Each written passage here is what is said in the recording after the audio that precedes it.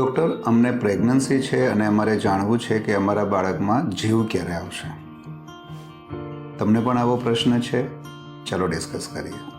બાળકમાં જીવ ક્યારે આવે છે? તો જ્યારથી બાળક બને છે ત્યારથી બાળકમાં જીવ આવે છે.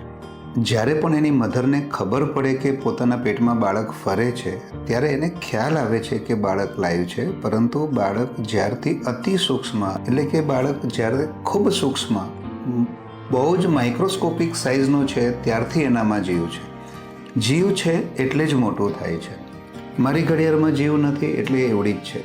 બાળકમાં જીવ છે એટલે મોટું થાય છે.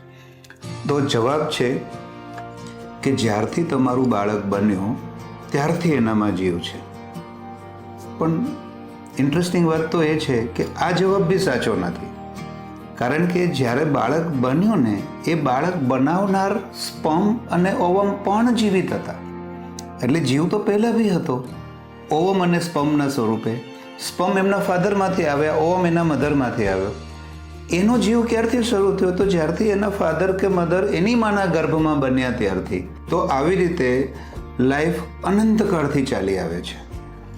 બાળક બન્યું, એ બાળક મોટું થશે, એના સ્પર્મ કે ઓવમથી નવું બાળક બનશે, એ મોટું થશે, એના સ્પર્મ કે ઓવમથી નવું બાળક બનશે. તો લાઈફ ક્યારે શરૂ થઈ? જીવ ક્યારે આવ્યો? અનંતકાળથી. તો મિત્રો, જીવ ક્યારે આવશે ને એ પ્રશ્નનો જવાબ તો વિજ્ઞાનના સીમાડાની પણ બહાર છે.